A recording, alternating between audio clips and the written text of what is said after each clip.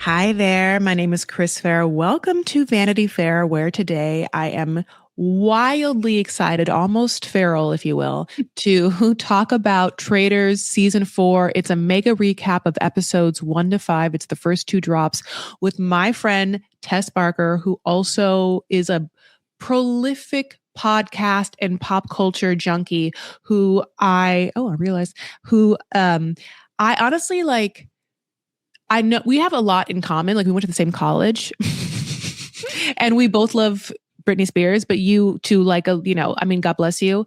We both have like so much and we both love females and we both love talking and we both are like adorable. And so, it's been so lovely knowing you for so long. And I'm so excited that you are into Traitors because like getting to talk to you is a fucking joy. And about this show with someone like you is like otherworldly. Hi. I feel the exact same way when you invited me to come on. I was like, duh. I feel like you're a person that like the moment that we met, it was just kind of like, oh, yeah, of course we should be friends. Like, yeah. Like, duh. Yeah.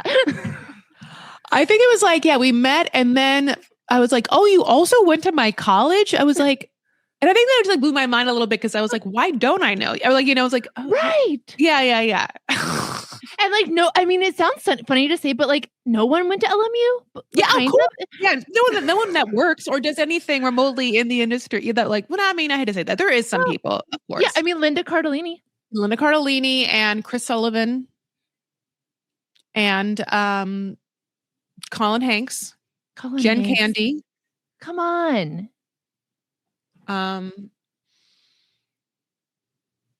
And us. Goldie Hawn's producing partner is the head of the film department. We're just selling LMU to people now. Yeah. I'm like, it must be nice. Yeah. Yeah, it's so fun. It's so fun to talk about college, which was only 5 years ago. I still have my old textbooks. I still have old Alpha Phi. Oh, I definitely have old textbooks for sure. Like definitely old plays. I still have like old Alpha Phi shirts. That's amazing. Is it? Do you sleep in them? Like, do you wear them? When do I wear them? It's a good question. Like, I think that, yeah, like, I don't know, maybe when I'm like, oh no, I have to run outside and I've been naked all day and like, I need a quick shirt, I don't care.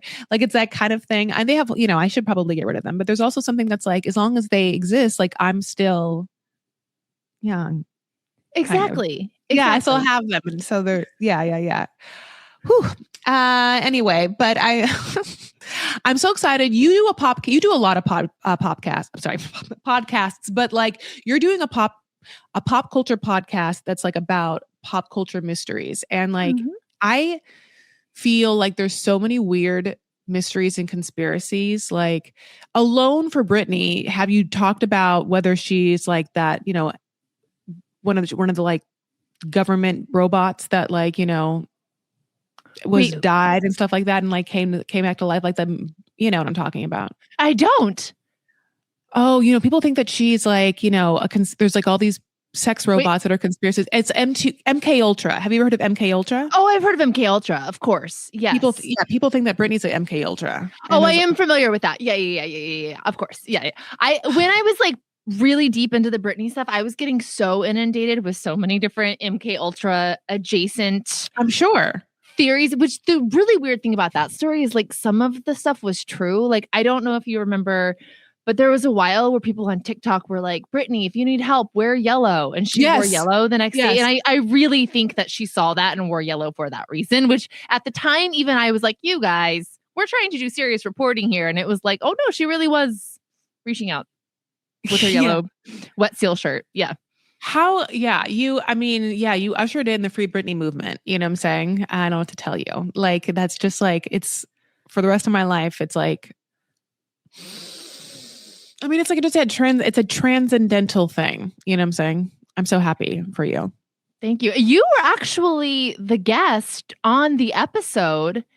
I don't know if you know this or remember this, but you were the guest on the episode when Britney's Gram literally went from being a podcast to a true crime podcast.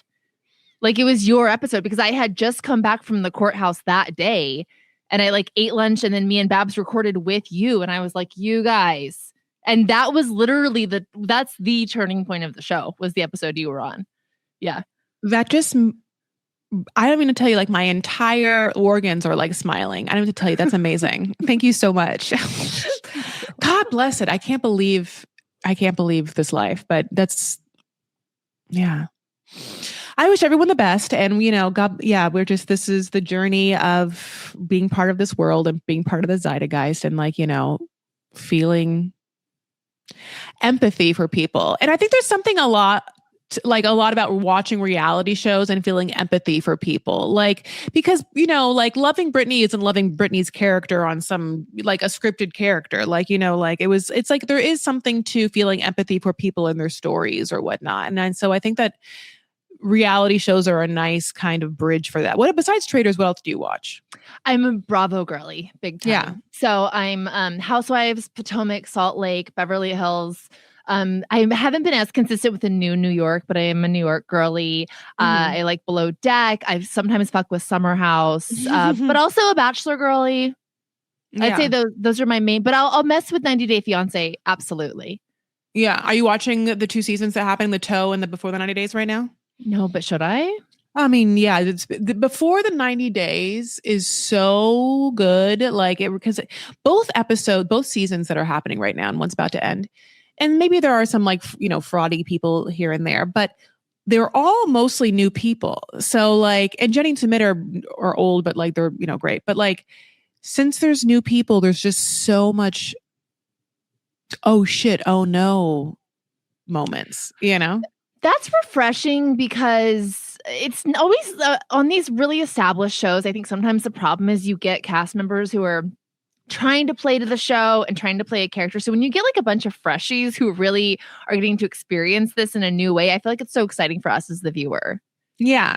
Yeah. That's the whole point of the show. Like, it's not, I mean, they came out with Happily Ever After, seasons afterward, but no one had signed up for that. Like people really wanted the experiment of bringing someone from a different culture and country over to America, and watch a fish out of water, and people have to come together and find love or not. And yes, there are some cons and, whatnot. That's when it is really great. And then anything else that like,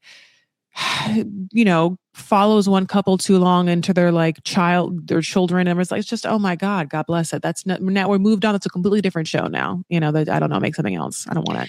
No, totally. And the children, also full disclosure, my dad is married to a woman who is my age. So this is probably part of this, but like when they talk to the children, as I'm talking, I'm like, that's the whole thing. But when they talk to the children, I don't like it. Like I feel that's when like when you're watching a reality show and you really have to confront the ethics of what you're watching. For some reason, the kids on 90 Day is what drives that home for me.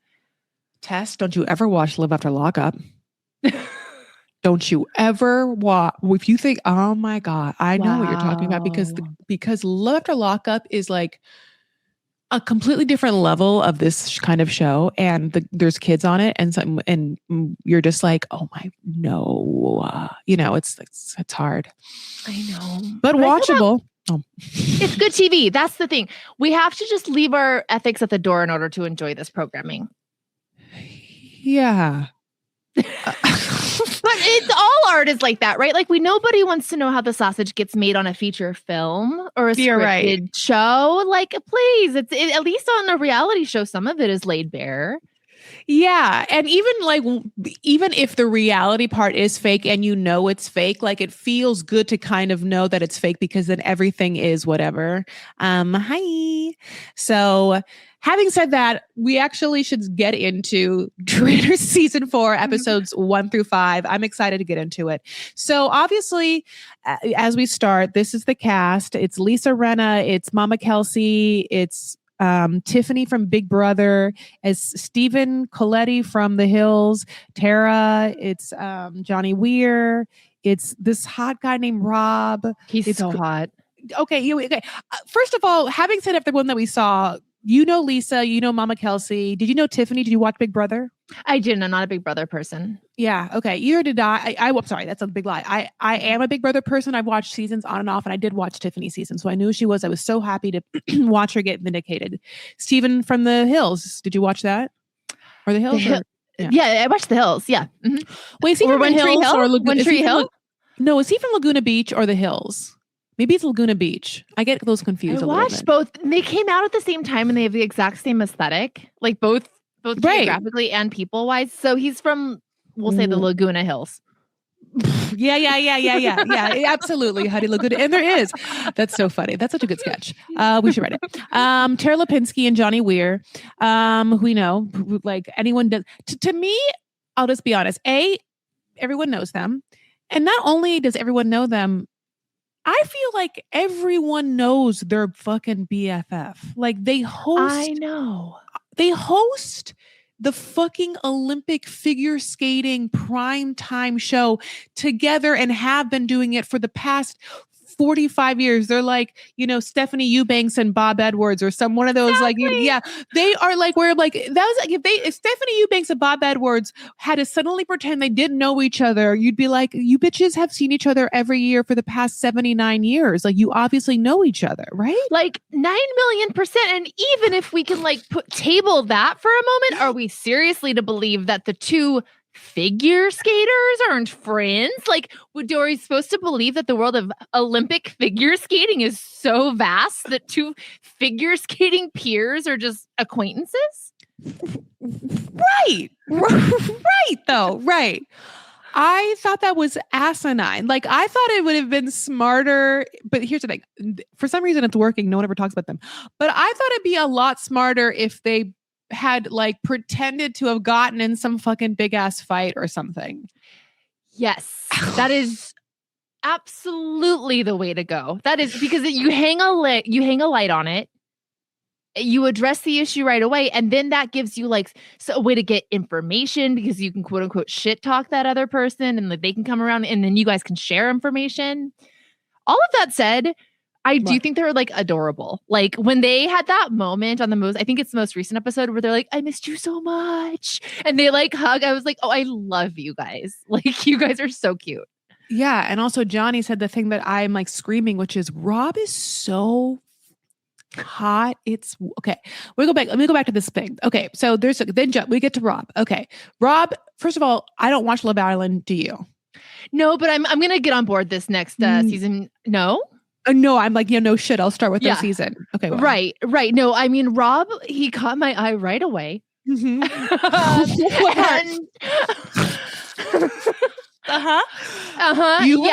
Those dumb tattoos. Sure.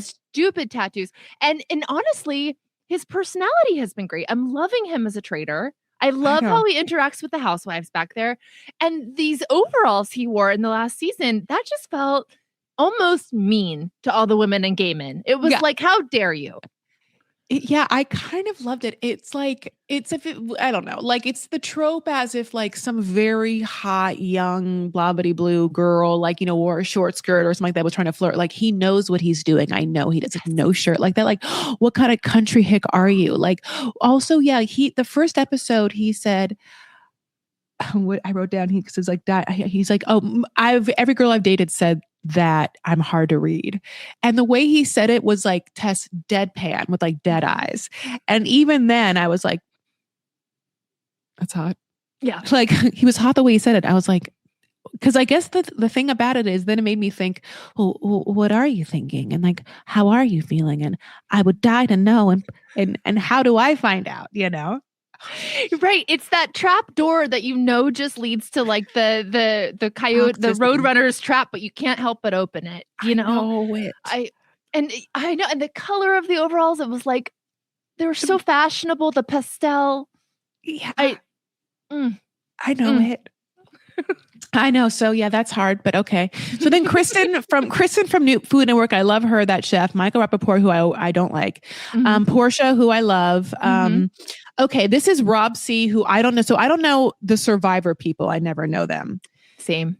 And then Ron, who's a comedian from LA. What a shock. I mean, I was shocked for some reason. No, I've been absolutely floored by Ron being on because Ron is like in my circle of friends. Like I've known Ron forever and I'm loving having him on the show. Yes. Because it cracks my face every time they cut to him. I feel like he's so coming from my point of view because I literally know him, but it's also making me really protective of him.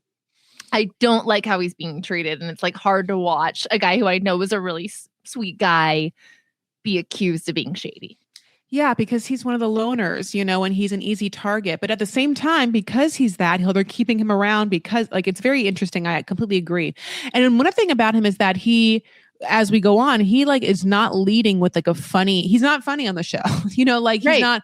He's not trying to use humor. He's not wearing, his version of the overalls. He's not trying to whatever. It's just an interesting thing. He's really coming from a completely different angle, very sincere and trying to play the game, trying to play the game assertively, which can come across, obviously in many different ways, which is being too aggressive and then, having an agenda and all the things that paint you as being traitor-esque. So yeah, I also love him on the show. It feels like an everyman.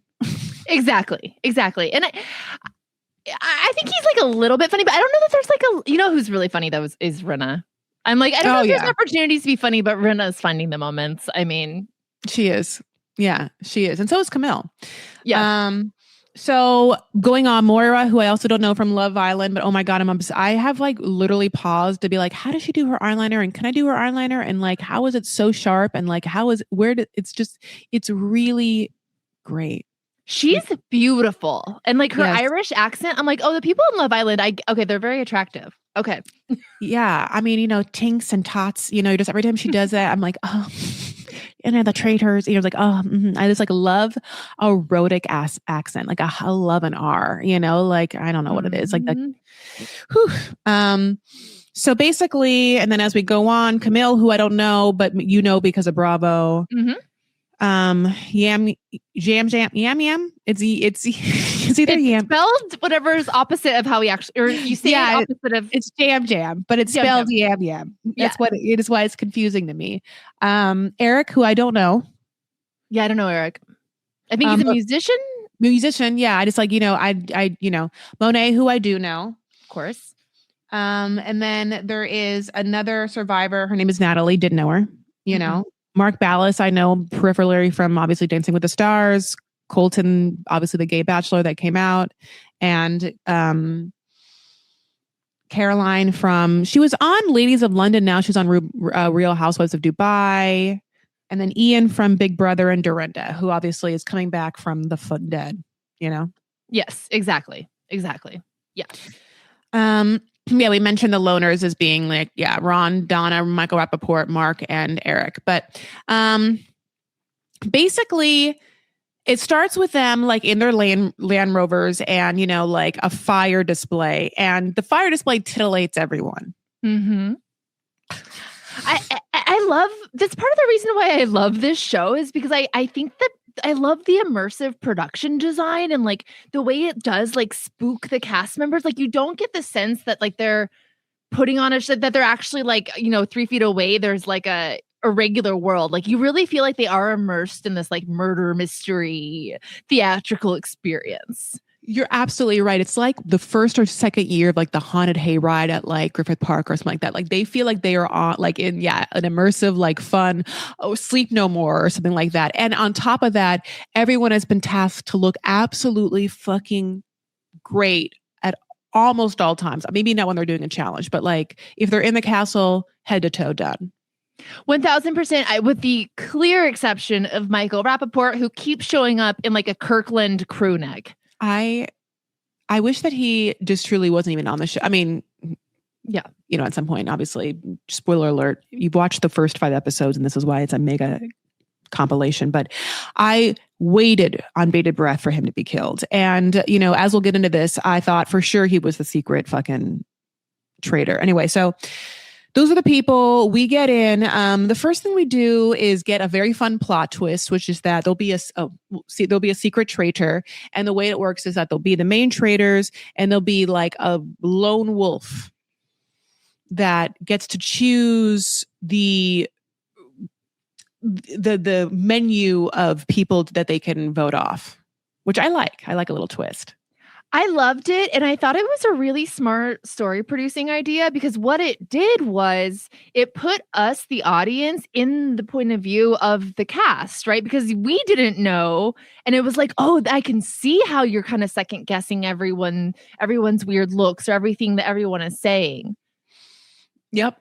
It was great. Yeah. As they do, they get to watch everyone go up, have this procession where there's this little box, and then Alan's like, you're it or not, and you just have like a poker face or a not poker face. Now, I assume I would fail miserably.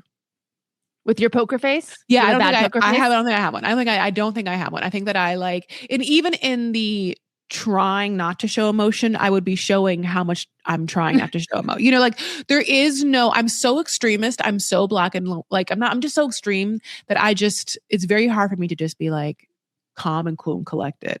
Do you think you would do well on the show if you weren't the secret traitor? Like, would you be able to hold up the ruse otherwise? Yes. Okay. I know that sounds like crazy. It's just that I think that I want to be a traitor so bad that if they had to watch my actual reaction to finding out, like that's the one thing that I like don't know if I could like deal with. Like once you give me a role, honey, I will commit and I will die. Like I will bleed out on that fucking stage before anything happens or I give it up. But like, yeah, like because I want it so much, it's like, how do you watch me sit in the news without knowing that I like am so happy? You know what I'm saying? Yes. And I think, I don't know if we're going to reveal who it was yet, but that person, I clocked right away. Really? Yeah. Okay. Yeah.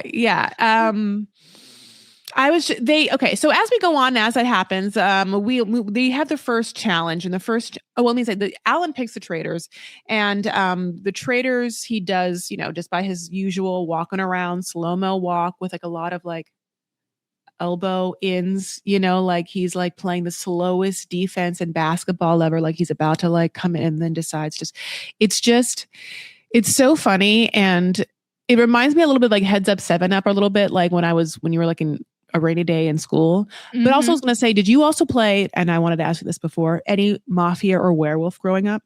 Mafia. We played Mafia. And then we had a game that was, I guess, exactly like Mafia called Murder, which is same thing. Yeah. But it was great. And it was scary because you would turn the lights out and just like the thrilling. Same thing with Heads Up 7-Up. There's something really thrilling about being like secretly chosen for something. Yes. What is it?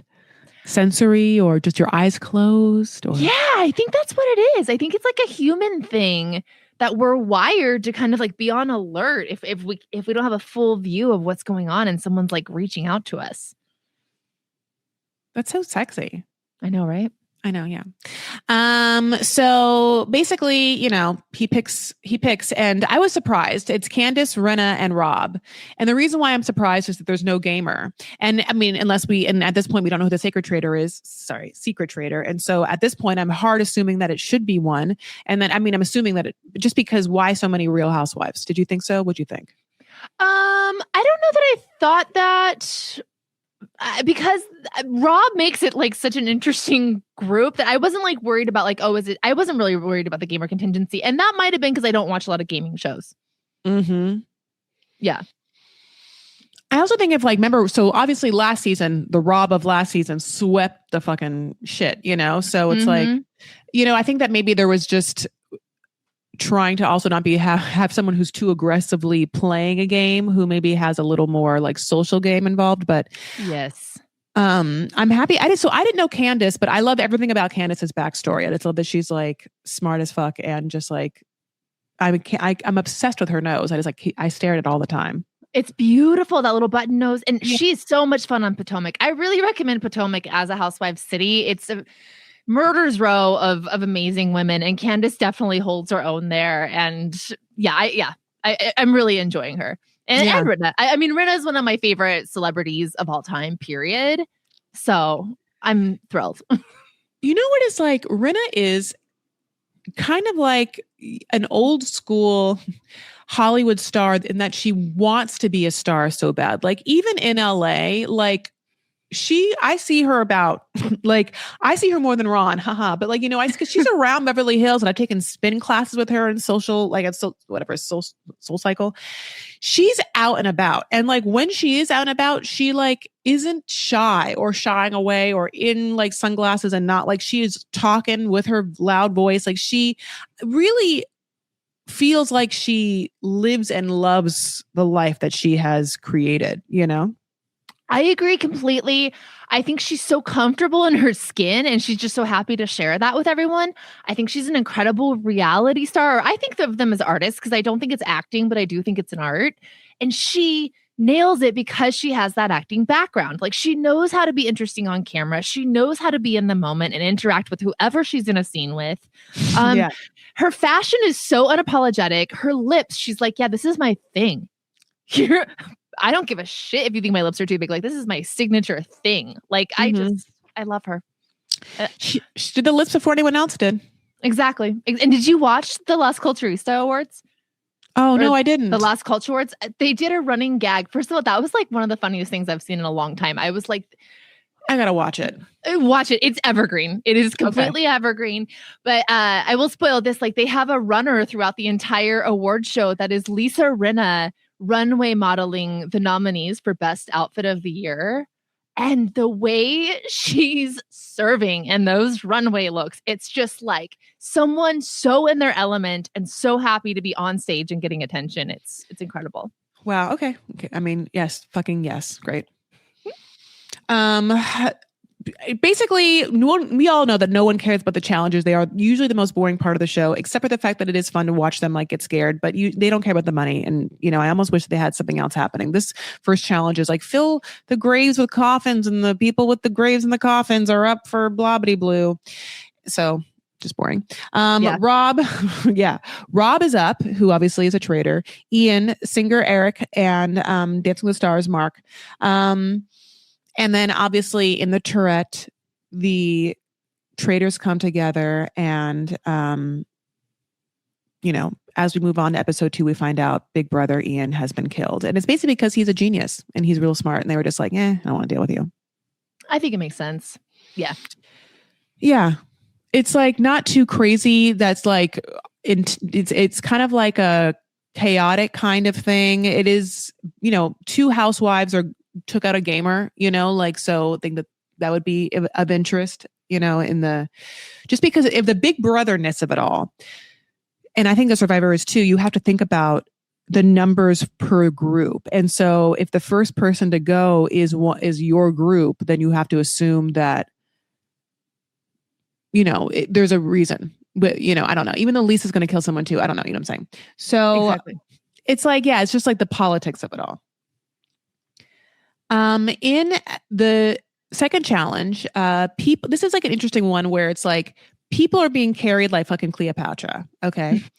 And then you can get a shield. If you get a shield, it's like a coin that you drop into a little box and then you just claim the throne. And at first all the dudes are like, no, I'm not going to like make anyone, carry me like Stephen. I don't know if it's Stephen Coletti or someone's like, my mom raised me right or whatever. And of course, Moira, Camille, I think Caroline are like sitting pretty for a long time until Jam Jam gets a coin and he like feels kind of bad, but not bad enough to get a spot on that fucking Cleopatra throne. Because you're immune if you end the challenge and you're the one on the throne, right? So it's almost like musical chairs meets Chariot. I thought that challenge like seemed really legitimately physically difficult. Like they were hauling that thing up hills and stuff. Yeah, some of these challenges, I'm like, wow, they are really putting these people to work.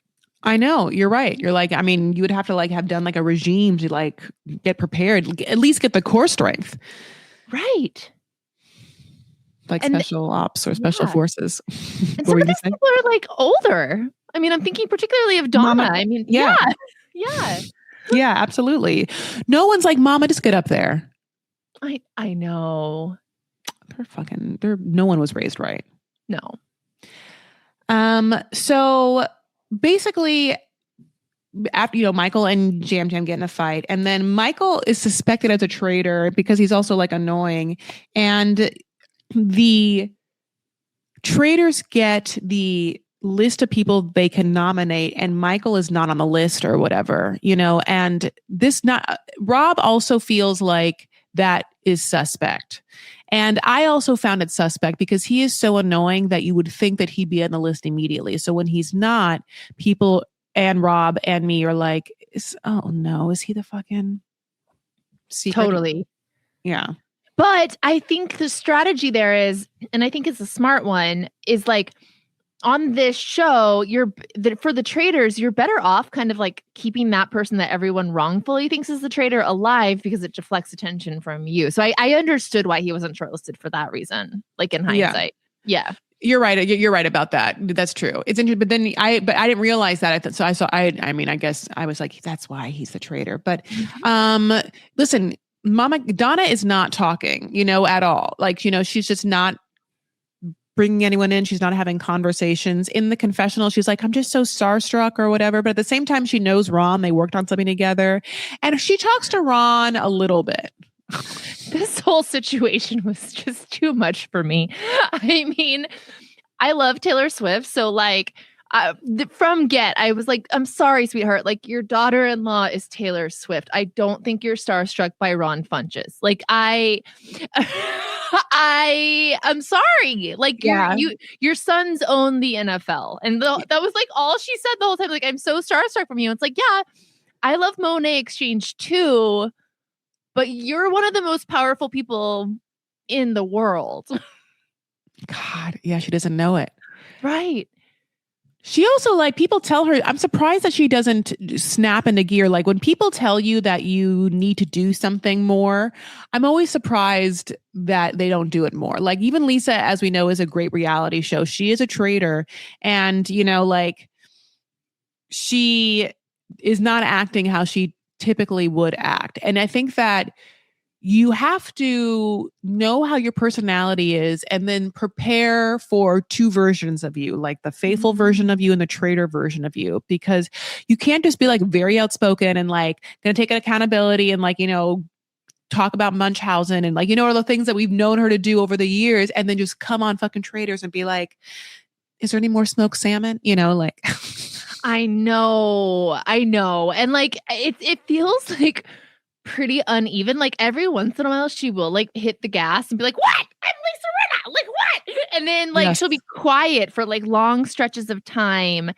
And I think it is because she's not a gamer. Like as much as she's an amazing performer, she doesn't have that kind of strategy. She would need to have befriend, like they would need to almost have a gamer as a traitor, or have Camille or someone be like, no, Lisa, this is what you have to do. You're going to have to go for someone. You're going to have to like create a distraction, go for someone, and like, not try and get the blood on your hands. Like, it's like that kind of thing where you create a situation where someone is then, put to look bad. You look good, but it involves you in a way that you look like you're playing the game, I mean, I don't know what and as this goes on, like, it would have to reveal herself. But basically, at this moment, Portia is doing one shitty thing, which is that Portia, and they have footage of it, keeps referring to herself as a traitor. She's like, as we know, there's 4 traitors, there's 4 of us, there's four traitors. And we're like, what? And like, if Ron had just made it up, that'd be one thing. But there's like multiple times that she does it in multiple rooms and multiple people hear it where she just keeps saying that she's a traitor. I know. I don't know what that's about, except it must be like an intrusive thought thing. Like, is that the same part of your brain that's like, don't drive onto the other side of the road? You know what I mean? Like, whereas like you're trying so hard not to say something or not. I don't know. Like, that's the only thing I can think is that her nerves are making her like say the thing that she knows she shouldn't say. Yeah. I don't know. It's not good though. It's not good. No, I can't wait for her to like watch a mega clip of her doing it and be like, girl, what? Why did you keep saying that? And her to be like, because she doesn't seem aware of it. But yeah, that is obviously Ron keeps that. I mean, Mama Kelsey, everyone, Donna just like clocks it. I think Michael Rappaport clocks it. At the round table, Ron goes for Portia. And then, and cites all this, and everyone had heard it, and she fucking did. And she, isn't, going to like be able to snap her laurels together and come for him. And she doesn't really know Ron that well. And as the votes go on, Lisa fucking votes for her, which I thought was also a bad move. And I think it goes into what we're saying is that Lisa needs to like, someone had to have told Lisa how to fucking play a game. Who would you have voted for if you were Lisa? Ron. Yeah. That's what Camille's doing. Yeah. Yeah. Because you have to go with someone, like, you definitely can't be like, have a wild card pick like you do. And I think Rob is doing this very well. You have to kind of like blend in and go with the flow. So I guess I get why she voted for Portia in that way of like, she was trying to do the safe thing of just go with the group. But the thing about it is like the unspoken rule is that there's gamers, there's Bravo, there's some loners. And so like you come in knowing this is like, your tribe or whatever. This is like feudal fucking, it's like horrible. But to say it's like, yeah, it's like what this, you just have to know that that's an undercurrent. So anything against that, people are going to wonder why. Because you have to go to BravoCon together. You see each other. Like, she's not like, she's Kristen, I don't know how to say her last name, but the chef from Bravo. You would have even assumed that like Lisa Rinna doesn't see as much, but they see each other more than like Lisa Rinna sees Ron. Right. And certainly Donna Kelsey. I mean, well, no, I bet you Lisa is friends with Donna Kelsey in real life. Or wants to be. Well, she would. Yeah, or wants to be. Know. She would never cross her. Never. She would. No, that Lisa Rinna is a woman who is driven by status. Like she's never going to do anything that would make her like not taken down a notch or two. Yeah. She has already planned her and Amelia Gray being in that fucking suite on Super Bowl Sunday. Like exactly. I know. So yeah, that's not our girl. So obviously Portia gets banished and she is a faithful. And then, they have to murder someone in plain sight is like the next kind of big thing. And I just want to say this is like such a lackluster murder in plain sight whole scenario. Like from the past, I loved a murder in plain sight that involves that little secret room that you have to get to off the library. And then they have to go and get something and do something and something. It's like what they had to do, which was behind a frame, there's like a secret tarot card you have to grab and someone just has to distract people. But the frame is in the kitchen, which is a gathering place. So they all go to the bar, which is one thing. But the way that Candace distracts to me makes no sense and for how long it would happen. And I unless you can tell me that conga lines are an actual thing. Tess? No. And listen, if anyone wants them to be an actual thing, it's me, Okay. How long do you want it to happen? Oh, that's a great question. Cause I've been in them.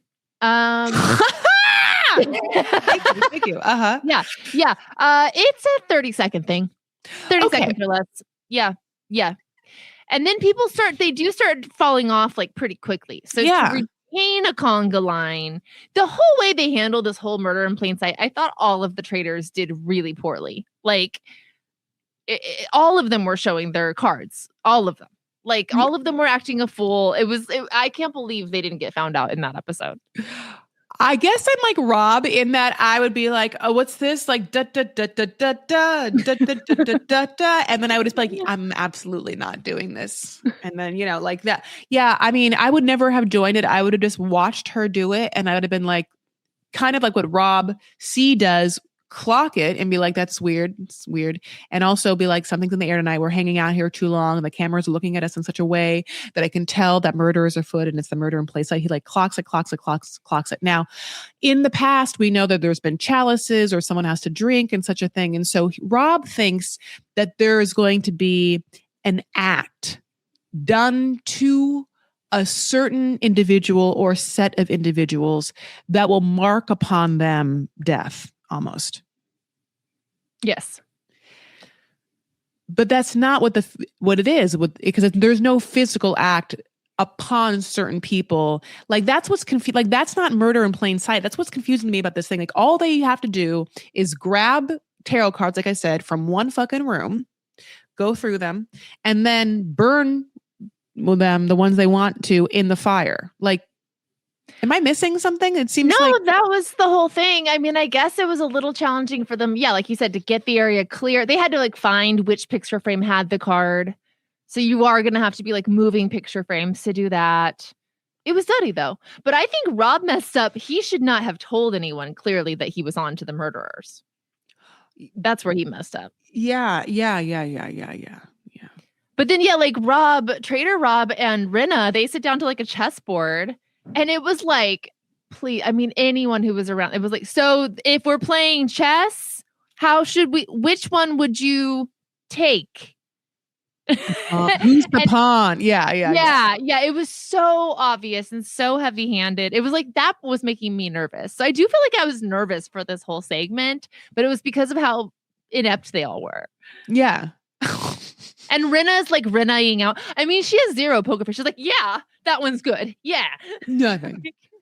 Also, Rinna, you've been on God's green earth for less a seasoned woman amount of times, and you don't know how to play chess. It's just chess is one of those things like poker or blackjack or chess. It's just like checkers. It's like you do know how to play. How have you like not known how to play your whole life? No one sat you down and told you how a rook moves in an L space. Like, no. Right. And I'm sorry, you're telling me Harry Hamlin doesn't play chess? Right. I don't think so. That's all he does. Exactly. He's made out of chess. Oh my God. I do love that she calls her husband by his last name. Oh, always. And she's always excited to like tell him news. And you can like in your mind picture his face as he hears the news, which is just just with devoid of any sort of emotion or whatever. Yes.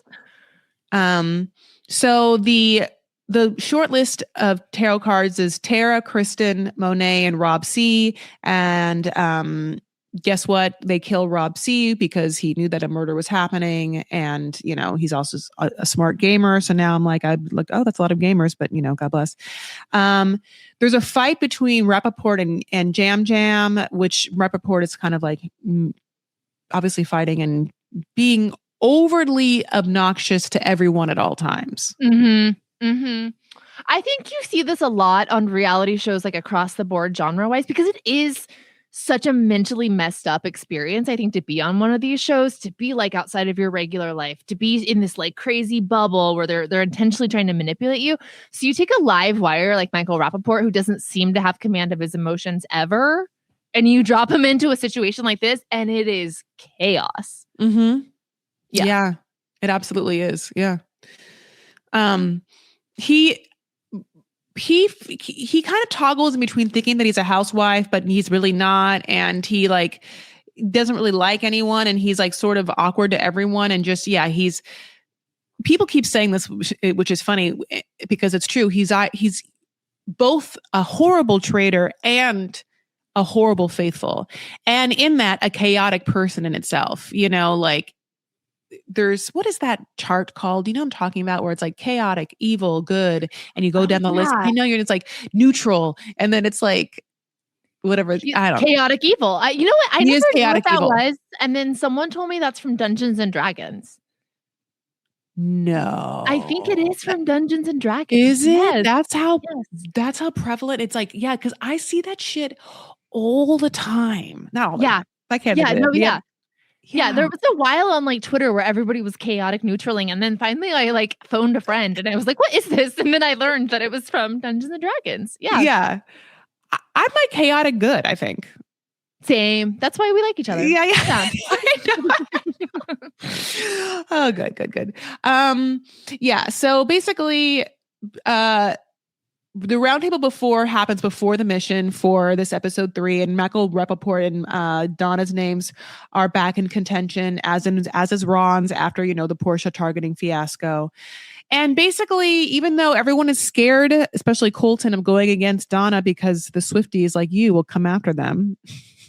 Which, I don't know. Is that valid? Do you think the Swifties really would have come after someone for voting her off? This is so bad. And I'm just going to be very honest. Maybe like 7 years ago when they were like younger. But I think the Swifties have aged, and so I don't think there's like the amount of Swiftie trolls, I think, has like probably gone down, because I think that those people have lives probably now and like jobs, and it's just too hard. There's too much to keep up with. And like Taylor is feeding us in such a way that we have other things to be interested in and excited about. Like there's so much coming out that And I don't think that I just don't think that's something people would be upset about. Not that everyone doesn't love Donna, but like it's not her being like legitimately wronged or anything. Totally. Yeah. Like, and by the way, it's like, obviously obviously Taylor has so many fans. It's like the people that would be going after someone on the show would be like the more trollish style, like, Yes. Obviously fans, and so I guess so, and, the same thing like Nicki Minaj, like I know that there's like certain fan bases that like are socially upward, so. Oh, I wonder how the Nicki Minaj fan base is doing as of late. I don't care to actually know, but, has to be like a fucking deserted. I mean, it has to be just like Mars wasteland. It has to be, right? Yeah, there's a tumbleweed just rolling through their feed. Yeah. Anyway, good luck to you if you're a Nicki Minaj fan. What a shame. What a shame. I know it. It's funny because I'm only saying this is so sad because I'm so old that like I really loved like all of like Young Money, Cash Money. Like that was like my like biggest like hip hop-ness for so long. When they're all, I mean, I just love Lil Wayne and then everyone that he birthed or whatever like came from him. And I was just like, this is my trifecta, this is my holy trinity. And boy, is that not the case now. Tough times we're living in, you guys, but yeah. Yeah, no, I agree that I know everything about the Donna thing. I will say I was like when she was like, what? I'm just quiet and I don't really know any of you. Even though I was like, I don't know about this like starstruck thing. There was a part of me that was like, oh, is she being misunderstood like Ron? Like, I never thought Ron was the secret traitor for whatever reason. I didn't either. I thought it was Donna, Jam Jam, and Michael Rappaport. Yeah, I thought it was either Donna or Michael Rappaport. Or, yeah. I don't think Jam Jam either. But also the way they edited it, like they made Donna look really guilty too. Like it was like, but then it was like that. You never know on a reality show when they're faking you out though either. Like sometimes when they linger on someone for too long, it's like they're trying to lead you down that road because they have other plans for you in Act 4. So it's a red herring. Exactly. Yeah. I know. But they vote her out and she's the secret traitor. So now all the actual traitors are like so happy that they don't have to like cowtail to her like little list to do her like the thing. And now we're like, okay. And then we wonder in the back of our minds, like what happens now? Is there another secret traitor that will come or do we do the old traitor, what's it called when you initiate someone else? You abduct someone. Whatever. You offer them a choice of a lifetime. Right. You would do it. How would you feel? Well, or I don't know. I don't mean to tell you that. I would. I think I'd rather be a faithful. What? Yeah. Well, I think the faithfuls do better on the show. Like you have a better chance of winning if you're a faithful, I think. Yeah. And you get to do less. For sure you get to do less. You get to do less. But I would want to be on camera more. So yeah, in that way I would want to be a traitor. But it would make me nervous to have to be on that often. Like, I think I'm not a good liar. Like, I like acting, but I'm not a good, I don't know. And I have a nervous giggle, so I'd be fucked there. Like, yeah, I'd want to be a faithful.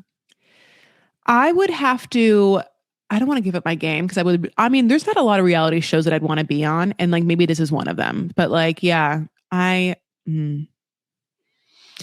would have to go back to everything I've watched for Big Brother. I think that's why I think Big Brother and maybe Survivor is like it. Like you have to have alliances. You have to have, like people that are on your side. You have to have people that believe in you and you have people that are going to take you to the end. Like that's the other thing about it, then you start to be like, who's going to take you to the end?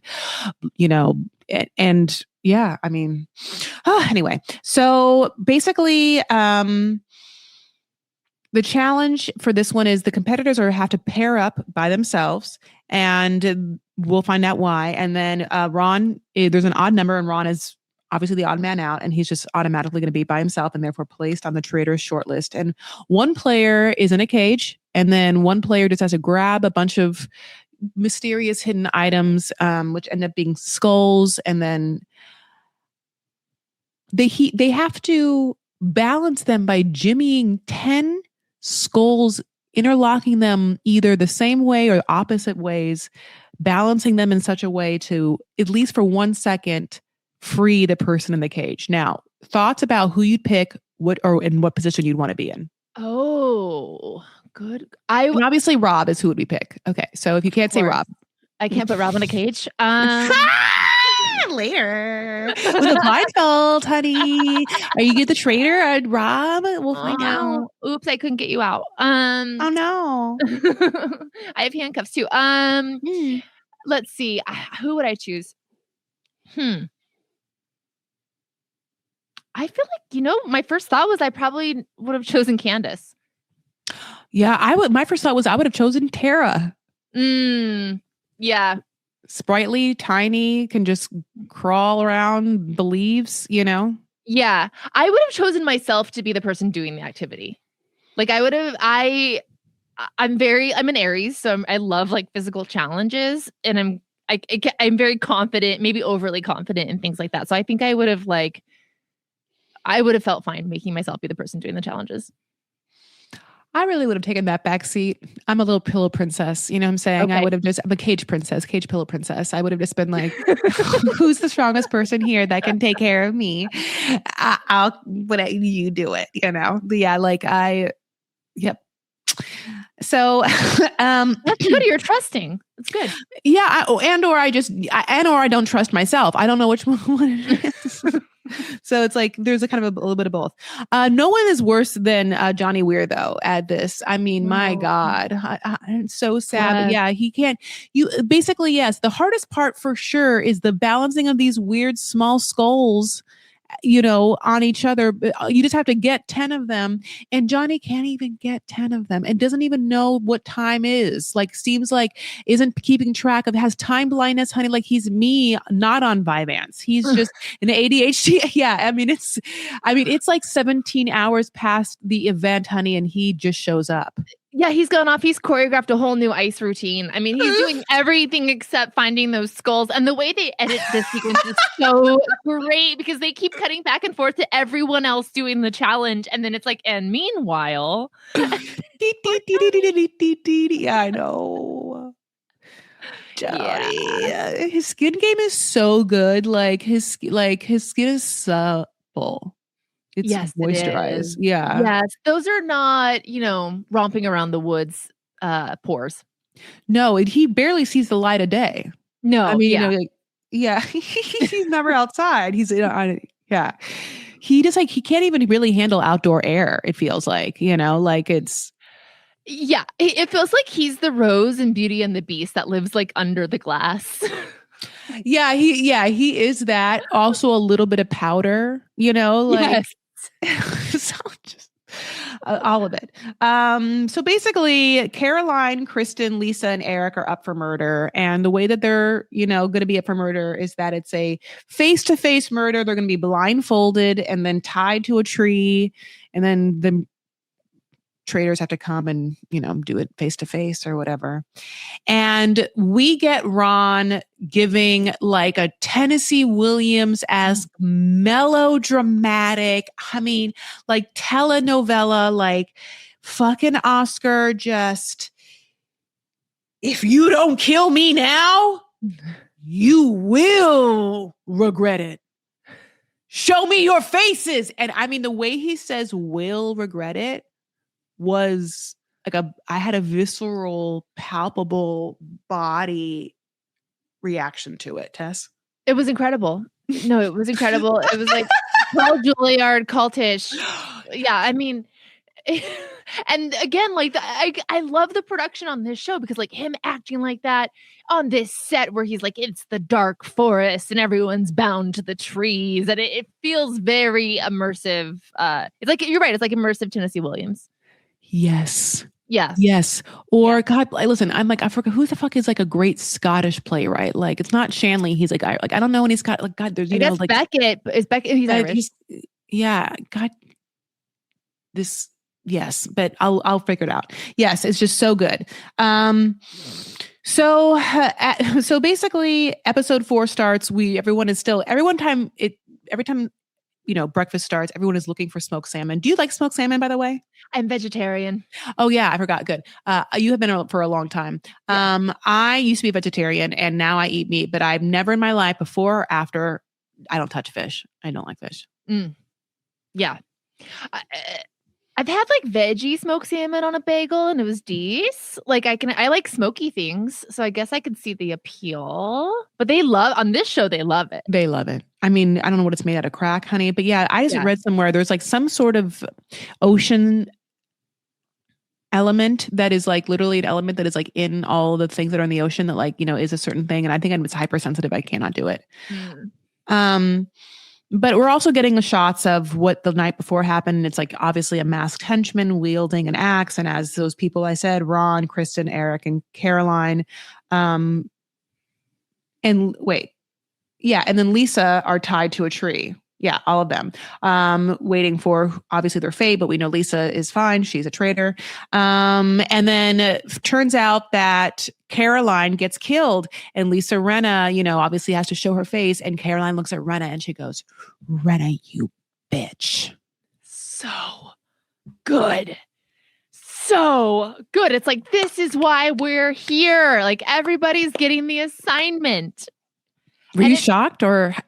No, I wasn't because, and I think they talked about this and you brought it up too. Like they were killing too many gamers and it had to be a housewife, I think, to throw off the scent. Mm-hmm. But I was gagged, astonished, amazed, loved Rinna's response when Caroline goes, "Well, I'll see you at BravoCon. And Rinna goes, "No, you won't." No, you won't. What does that even mean? Like, I'm going to avoid you, or I'm going to have you not be there, or it's so big I can like not see you and not have it be a thing, or not even know what's good for you. I mean, Rinna famously has like a fraught relationship with housewives because she got kicked out in a power struggle against Kathy Hilton a couple seasons ago. Oh, so she's saying she won't be there at all. But it came off also as like, I think we can interpret it that way. But it also felt like, no, honey, we're not going to be friends. Like, this is real. Like, nothing's happening after this. Like, I'm Lisa fucking Rinna, and you are on Dubai. It felt really of London. Yeah. Oh my God. Yeah. I died over that.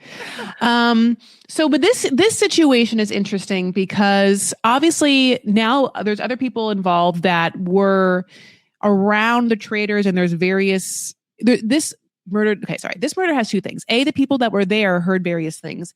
And the morning after, because of last season with Caroline being a traitor and how fun it was, we know that there's going to be the morning after like inquisition where we can find out what people's details are for that night, and if there's a traitor amongst them who wouldn't give the proper detail. And so, listen, at this point, Lisa, who hasn't played a good game player-wise, I think was like told to prepare for this. And I was happy for her.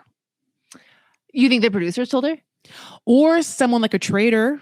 Like maybe Camille was like, look, I don't know if you watched last season, but like, this is them face to face. And when you come, they're going to like ask you questions. It's what happened to Caroline from Big Brother last season. So like, you're going to have to like kind of know what's happening. I mean, basically you would think you would know what's happening. Like it's a setup. We all know the scene. There's like, there's henchmen. They're wearing those capes again, just like they did in, Haunted Hayride. It's like all very similar. Like you would have to know how many. And then like you could accidentally say like one small detail that was totally off base and totally blow your cover.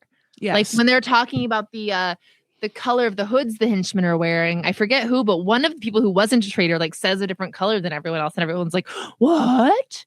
But I have to be honest, I did not think Rinna did a good job at that breakfast at all. Like when they too much, and then they're like, "Rinna, what happened?" And in that moment where she goes, "I need a cup of tea."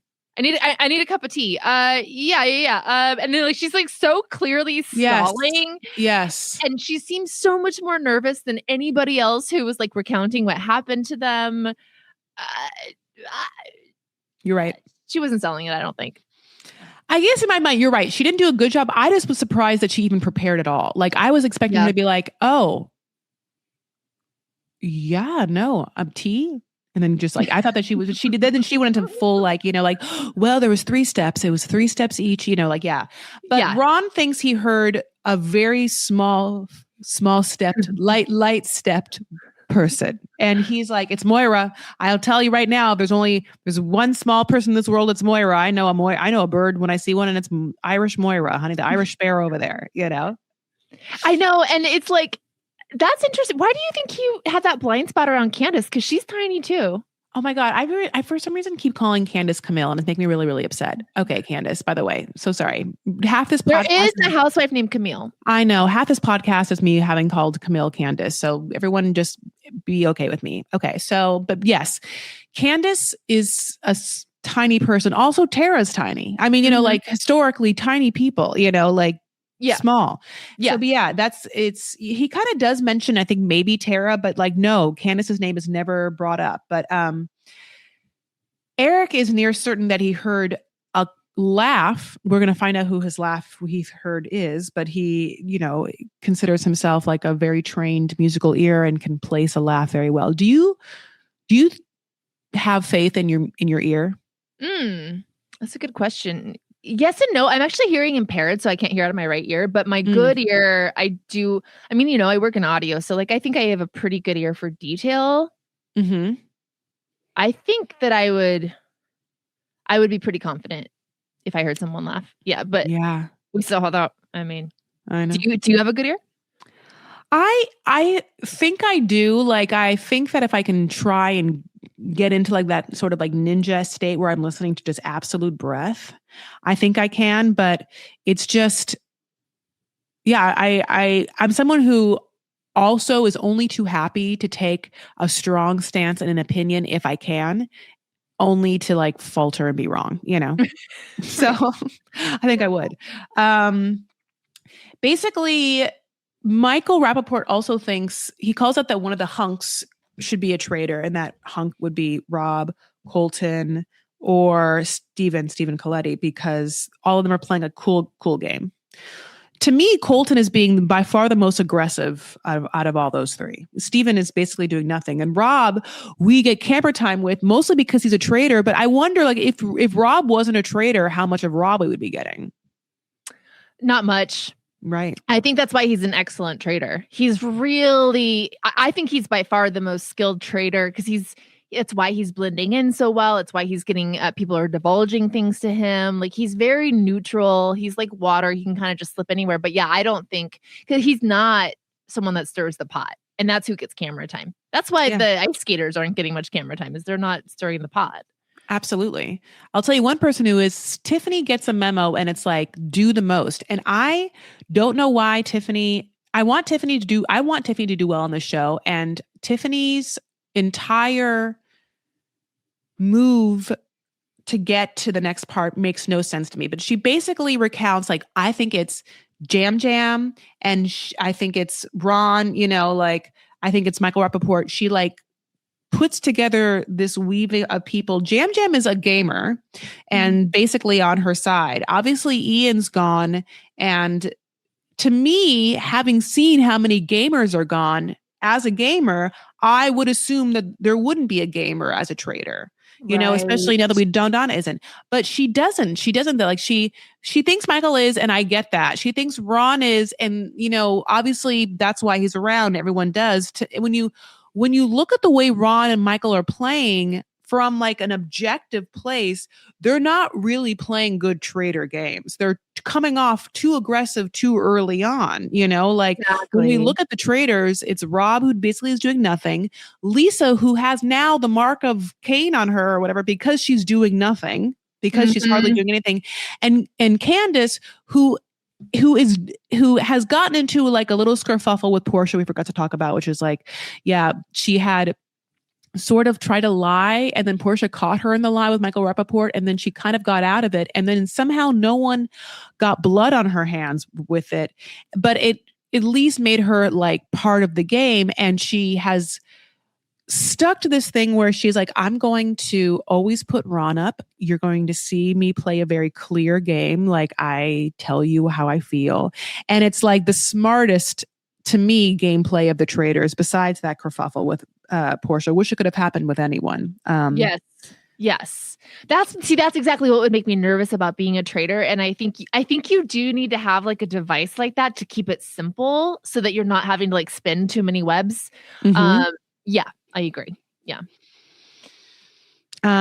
So basically, the challenge is inner Celtic warriors, and they have to search. It's like a lot of the. For some reason, there's a bunch of go search for things just out, and like there's a bunch of weeds everywhere on this property, honey. Just go clean out some of those weeds. This time, look for fire lances that you're going to then pierce the shield of like this large monster that's not inflamed, but you're going to light it up and then also take away someone's protection. That's like what the name of the game is. And you want to do as many of the monsters as possible. You get the most money, but then that's the amount of people that are not safe. And so there's groups of 4, and they just start to have to find a lance, then run up and then decide who to pierce. Mm-hmm. And it's sort of like this person, that person. At first, it's like, well, everyone's going to kill Ron first. That's an easy one.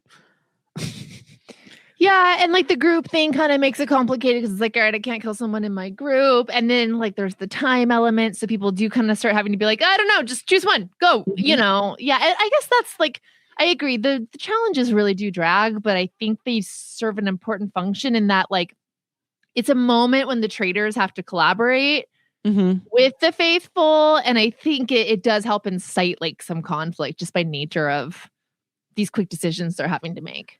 Yeah.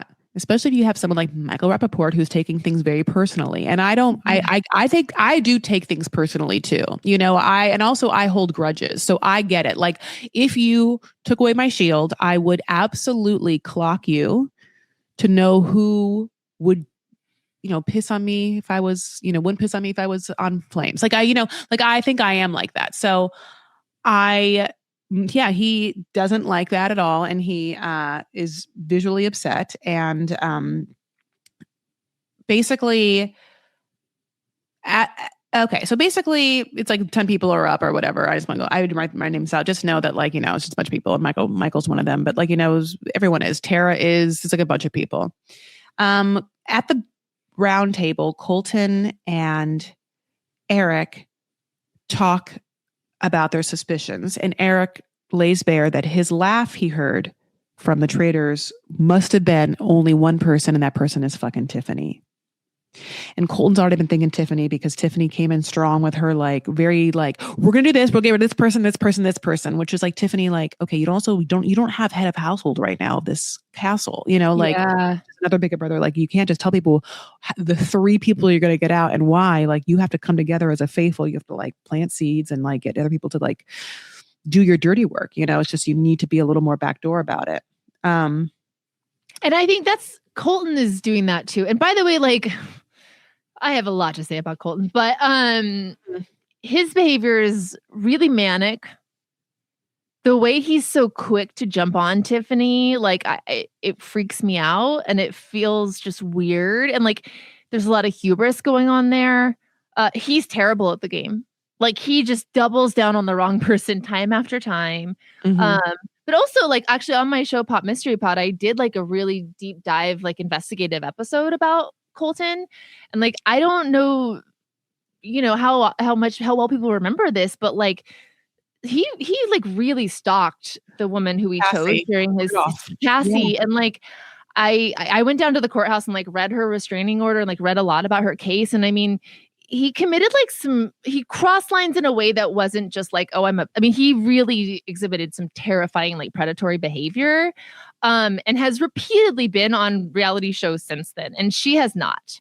And so I don't know, I guess it's just weird to me that he's even on this show, but then also like when he gets kind of manic and kind of like that, he just gets this look in his eye that I'm just like, ugh, I don't like this.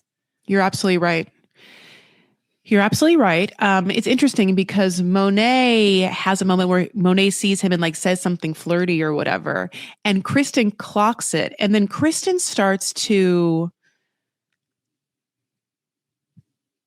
like vocalize, especially this last episode, a certain distrust of Colton as well, even in the light of what we'll talk about, which is like all the allies and lovely LGBT members and like anyone with a heart come together, and for Colton and in, you know, and for the culture and for the people and humanity themselves. And yet, yes, there's like the dual edge where that happens, and yet Colton, you know, can't be trusted. So episode 5, Monet Exchange is killed because the traitors killed him for mentioning also Lisa. He mentioned Lisa as being suspect, and Lisa has been suspect. So, and everyone knows Lisa's personality, and this is not what we're even seeing. So that's why he's gone. And also Monet, I guess, is kind of alone too, because there's not other drag queens on there. You're right. Yeah. But Monet is not considered a traitor like Ron, you know, on Michael, and maybe even like Jam Jam is. So like, yeah, it's just easy. But it does cast some traitorly suspicions on Colton for Kristen, who like obviously, as I said, like feels like Colton was threatened in some way by the Drag Race star. Which I can't wait to like if she like lays bare a little more of that. The challenge is they have to retrieve these 8 matching statues and like restore the ground's water fountain. It's so fucking boring. But there's shields at play. The most important thing about this challenge is that there's a secret shield situation, which is that if there's a shield, you can grab one. No one knows who to be, and then you know you can like live your life. And if you grab a shield, you'll be safe, and someone will be dead. But if no one grabs a shield, then everyone can sleep well tonight. Yes. What would you do? Oh, okay. I don't think I would grab a shield. Yeah, you wouldn't grab a shield? No. Colton and Jam Jam are the only people that want to grab a shield. See? They're bad people. I know. See? And I don't know anything about Jam Jam. I'm actually confused as to why so many people think Jam Jam is a traitor. Like I don't get that vibe from him at all.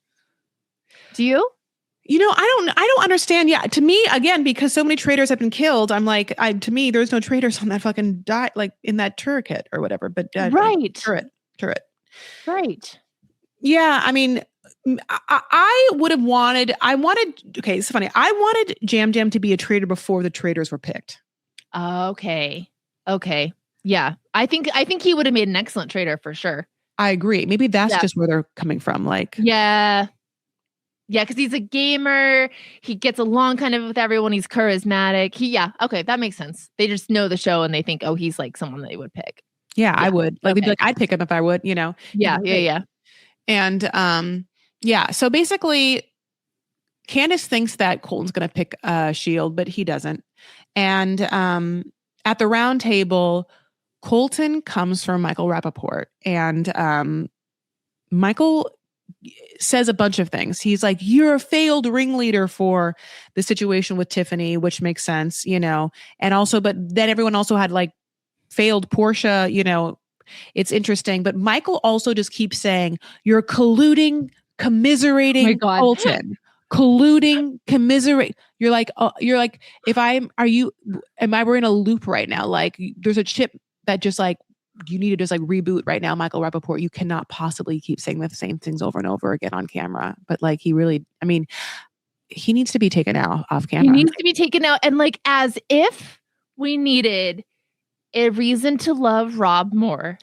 That moment where he goes, dude, commiserating means to feel sorry for someone. I'm sorry. It was driving me insane. I was like, you're the GOAT. You're the GOAT. Yeah. I love it. No shirt, those fucking overalls. You look like ding, ding, ding. And just like, just going to encyclopedias for it. He's so hot. I love him so much for that. Yes. I don't think you're using that word. You keep using that word. I don't think you know what it means. He doesn't. And then he has to swallow that. Michael Rappaport has to swallow that. But then he basically says this awkward thing where he insinuates that because Colton was in the closet for a number of years, in that he is able to really hide something, he could be a traitor because of that. And I mean, that is such a very shitty thing to say. And it's like, it's obviously indicative of someone who has no empathy for the experience of gay people and or anyone in the LGBT community who has to like hide, or I guess, you know, anyone who has to hide like a self-identifying part of them because of like society and what that means and like what the turmoil of that is, and to like obviously infantilize that by saying that he was just a bad liar or could be a good liar because he did that is just not the thing to say to get anyone on board with voting for you, period. And like, No. And I love that I do love that they all kind of were like, all right, it's a game, but we all agree like this guy's got to go, right? Like they're like we don't care if you are or not, like we just don't like you. Like that's literally why we're kicking you off, is because we don't like you. So bye. Yeah. Everyone goes around. There's some people that still vote for Ron. And I found that so fascinating. Like, who the fuck is going to vote for Ron right goddamn now? But there are some people who are like, well, I'm just going to stick like, and that is what Candace does. And I wonder if it's because Candace was like, I told you guys I would vote for Ron. But you know, I think, yeah, it's interesting. I'm like, this is not the time. Basically, as you said, Johnny Weir is like, I don't give a shit what you are. I just want you out of my fucking castle. And like, that is the truth. Like, this goes beyond a game. The thing about it is, before he even had said that, his personality was grating. I would want him not there. I agree. But I guess, and I don't, like, it's unfortunate to me that because Michael Rappaport said this like horrible homophobic thing, that it's like, that it engendered like sympathy for Colton, because I think because of the backstory that I have around Colton, like I feel the same way around Colton. I'm like, go, because honestly, when he was stalking Cassie, one thing he did was create a fake persona with which to text Cassie. He was texting her as a fake person saying like, I'm worried about Colton too. What if he's stalking Colton too? And I mean, doing stuff like that, where it's like, I don't know, like he's so shady too. So it's like, I don't know, just because Michael Rappaport was horrible doesn't mean that Colton isn't also horrible, I guess is my point. You're absolutely right. And thank God Kristen knows it. And the fact, I will even say this, the fact that the editors end the episode with that nugget means to me that in the next drop,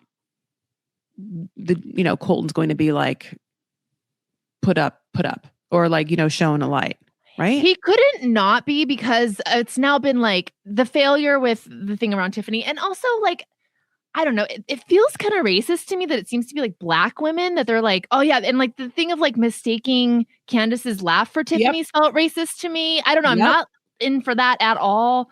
Yep. But Colton he's made some pretty big mistakes. And I think is grating on some people in the house. So I don't see how he isn't on the chopping block of the next roundtable. But we don't, maybe something crazy happens like in the challenge leading up to it or something. But I think there's no way he's not. Yeah, Eric felt bad for that mistake or whatever, but like when that happened, it was just like, ooh.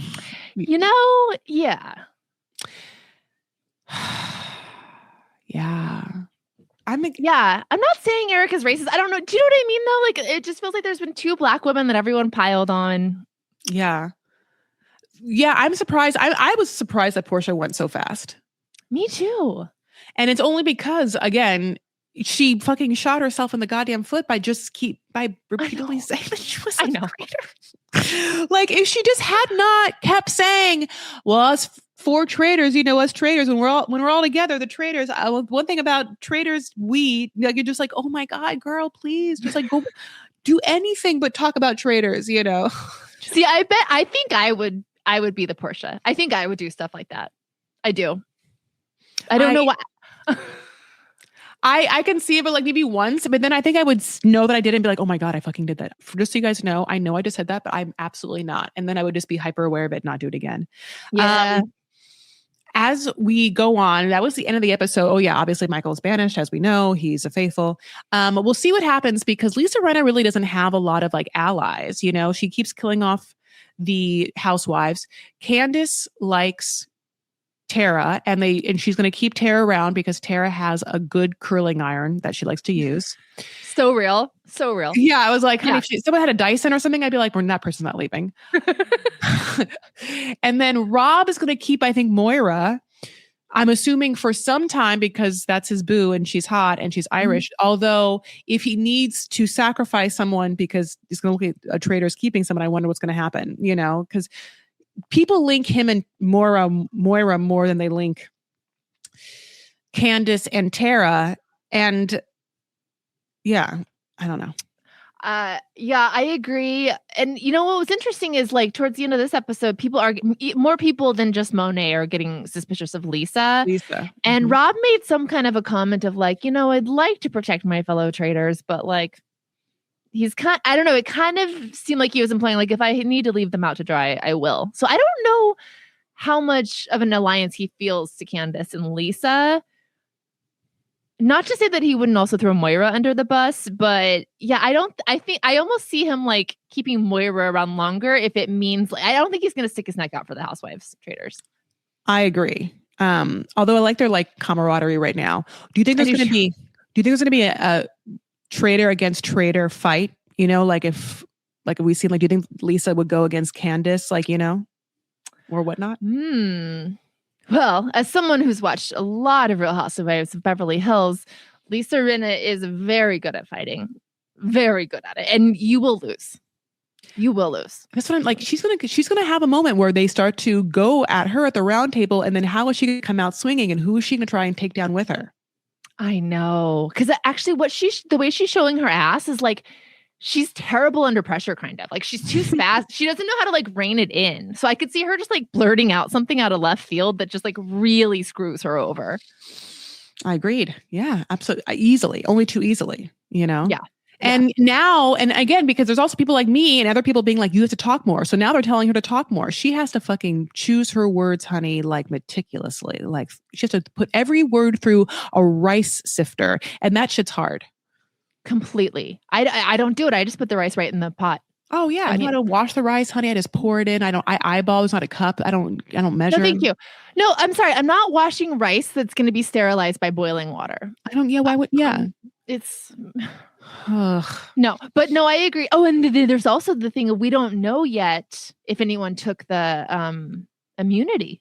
So they may not get to kill someone. And that was the cliffhanger, right? Yeah, like, so do you think that they're going to kill someone? Like, I think that will determine how long Lisa sticks around. See, that was confusing to me. I'm glad you brought it up because what happens is when they go to the turret or whatever, I think Rob asks Candace, like, did anyone take a shield or whatever? And I thought Candace said no, like I thought Colton was going to, but he didn't or whatever. And I don't know if that's just a guess and they actually don't know if someone did until they go to kill someone and then they I was a little confused by that, but. Yeah, I don't think that they have shown like us, the audience, how much they are telling the traders yet. Like, I bet we'll find out at the beginning of this next episode, like what the traders know. Okay, good to know. Yeah. That's the end, my love. Oh my God, Tess, thank you so much for talking for an hour and almost 30 minutes about the first 5 episodes of Traitors season 4. What a fucking joy it is to have you. Just an absolute, there's no better way to spend a Wednesday evening, Chris. This has been a delight. I love you so much. I wish we lived closer together. I think that you live on the east side, but like I would love to hang out with you all the time and watch all this dumb shit together. I know, same. But thank you so much for being here. Obviously, we talked about your podcast. We just go ahead and give me all your socials, my love, and like where people can follow you and also where you would want people to hear stuff and give me all of it. Yes, please listen to my podcast, Pop Mystery Pod. That's on all the socials at Pop Mystery Pod. I cover all kinds of different topics. Like the episode that came out this week is about the bots that came after Taylor Swift. But we talked about the Dixie Chicks. I've done Diddy stuff. I've talked about what Jaws did to sharks. Like I just take different phenomena in pop culture and I do a super duper deep dive on it. And it's a really fun show. So please follow that Pop Mystery Pod. My comedy podcast, Lady to Lady, is Lady to Lady comedy on everything. And my Insta is at Testify Barker with 2 S's. Thank you. Thank you. Thank you so much for being on my show. I appreciate you so much. Yeah, I'm just going to do my outro. So I feel like if you want to stay on, you can stay on, but basically, thank you so much for listening. If you want to follow me, you absolutely can. I'm at Chris L. Farah on all the major socials like Instagram. I'm on TikTok. I have Chris Farah on YouTube, Chris Farah on Facebook, Chris Farah on Substack, and a private Facebook group, Vanity Farah. Of course, Vanity Farah, my podcast. Please give 5 stars wherever you listen to podcasts and a helpful review.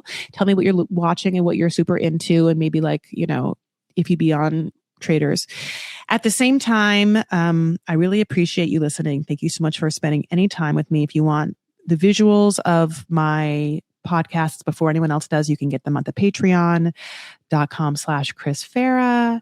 And coming up, we have on the docket Toe, 90 Day Fiance, The Other Way, 90 Day Fiance, Before the 90 Days, and Sister Wives.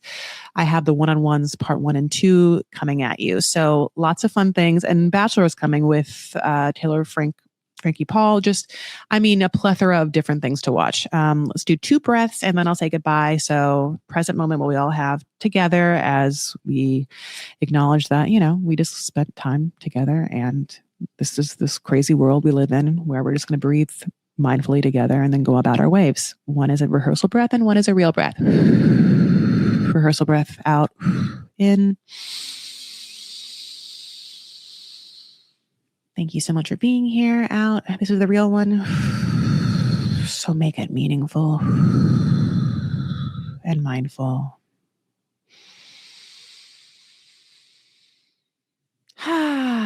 Thank you guys so much for listening. Take care of yourselves and one another. Stand up for what you believe and make art when you can. All right. I'll talk to you later.